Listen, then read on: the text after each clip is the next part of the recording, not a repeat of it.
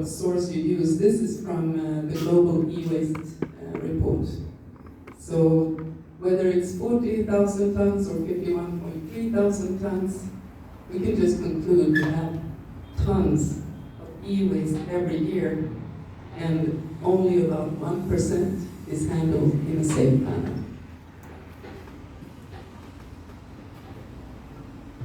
We've also talked about the health effects, so I'm not going to go through everything. It was very well covered by Mr. Manwin. The heavy metals are causing extreme problems when they also reach our rivers. And of course the rivers feed whatever we are eating. So we water it with this water, and then we eat it from the market. So our solution at the WE Center is that we collect electronic waste from both professionals and households. We remanufacture some of the things, for instance, repurposing batteries and electric vehicle motors. We also refurbish, and we also sell reusables directly, because of course we want to contribute as high as possible in the waste hierarchy and to circular economy. We also then have different fractions that are not reusable, so then we take them to either local facilities for different recycling, and like I mentioned before, the more problematic ones where the technology and knowledge is not here yet in Kenya or East Africa, we take them abroad to Europe. We do projects with advertising, outreach, awareness raising, and e-waste trainings. For instance, we've successfully trained about 100 youths in e-waste management, safe e-waste handling, together with Safaricom, youth from Kibera, Andorra, also Eldoret, and Gara. We also do data destruction, because of course that is a big issue, just like Madame from the Communications Authority talked about the ICT safety. So of course that's a big service that we offer. It's very sought after, understandably. Yeah. So we try to contribute, and we do, to the circular economy of Kenya, and we've been doing this for many years, 15 plus. It all started in 2002 when Dr. Tom Musili, the founder, started Computers for Schools Kenya, handing out refurbished computers to schools and also offering maintenance systems. After a few years, realizing that these computers were becoming obsolete, so they started a take-back scheme because they didn't want to leave the broken computers with the schools, with the problems that would cause. And after a few more years, bigger companies were also saying, well, you're actually doing e-waste management. And yeah, we were, but we didn't really know how, so we went to Europe to get more knowledge. And in 2012, we started WE Center formally and offering our services throughout Kenya. Of course, there are other things also to do. You can do art with, and I don't know if you see me now in the camera, but I'm wearing a necklace. And what does it say? Cute. So it's one of the keys from a keyboard.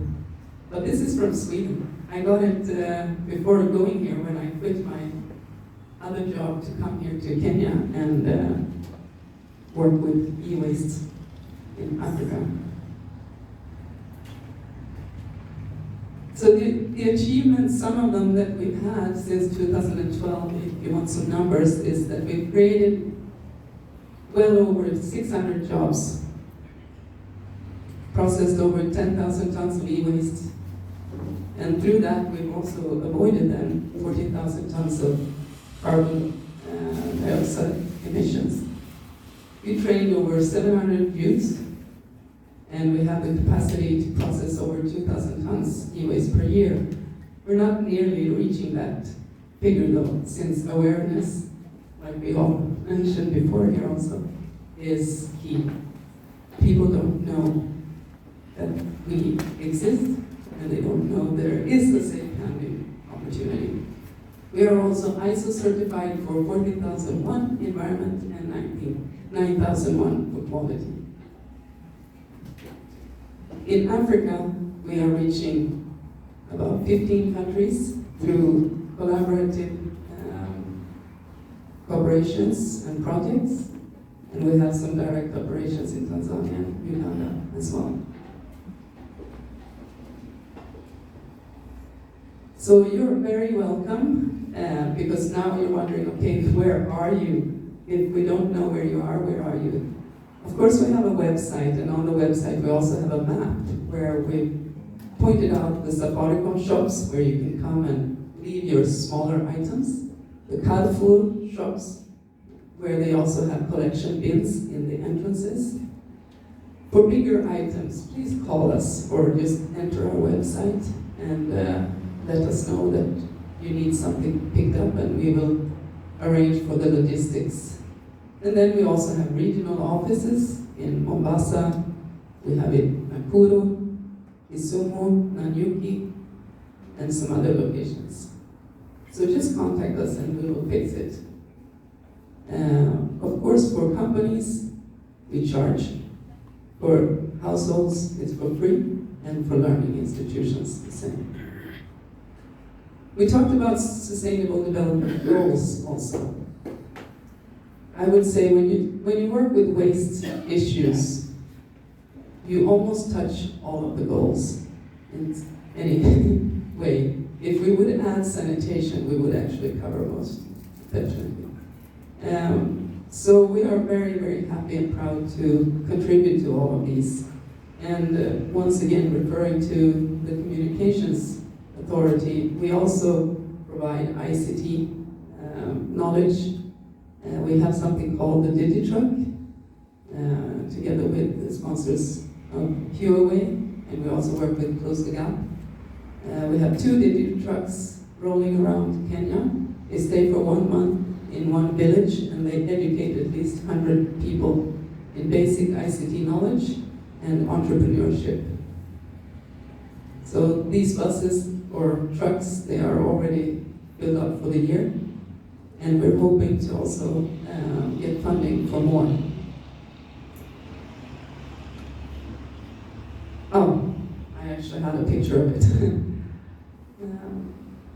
So it's a classroom, fully furnished with solar panels and satellite internet. Some of our clients and partners, I mentioned of course Safaricom, which we're having very fruitful collaboration with. We're looking also forward to entering the more depth of circular economy, which reaches into design and production of electrical appliances.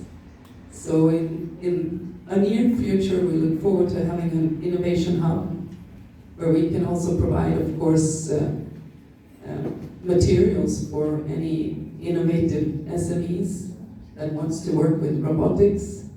We can have collaborative with universities here, but also abroad, making the knowledge and the technology take a leap here in Kenya. We also have a very fruitful collab with NEMA, which is of course essential since working with hazardous waste, as e-waste is, there's a lot of regulations and licenses to take care of and be careful. I'm just going to repeat a little bit about the regulations. I hope you all bear with me.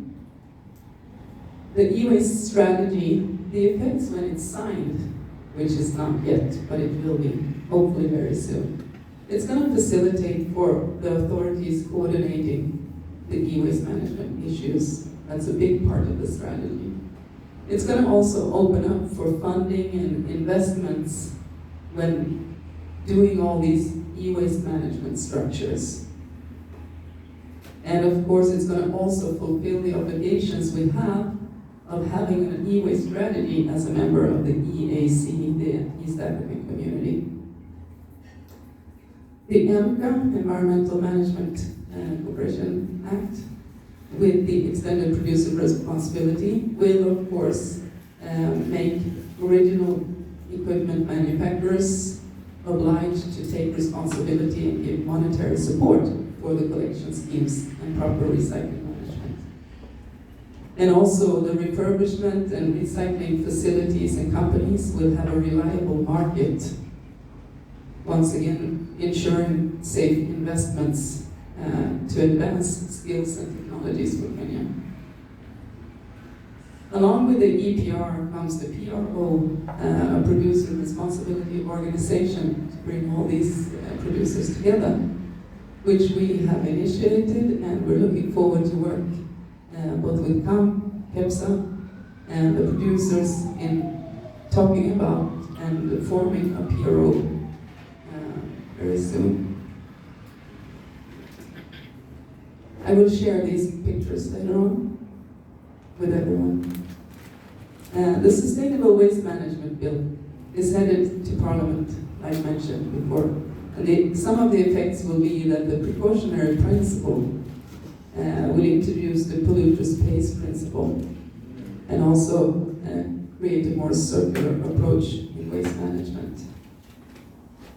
Like I said, it's not just the waste management. It starts already in the design phase of designing items and then producing and taking care. The ratification of the Bamako Convention, it is signed, but it's not ratified. Once it's ratified, it will enable Kenya to take part of the e-waste movement between African countries. It will also enable us to take part in decision-making on continental e-waste matters. And we do have the Public Procurement and Asset Disposal Act, which states in section 165, article 165, number 2, that any electronic waste shall be disposed of only to persons licensed to handle the waste, under section 88 of MCA. So when defined what is e-waste, putting those definitions, it is very clear that you do have to sell or auction it or even pay to someone who is licensed to take care of it.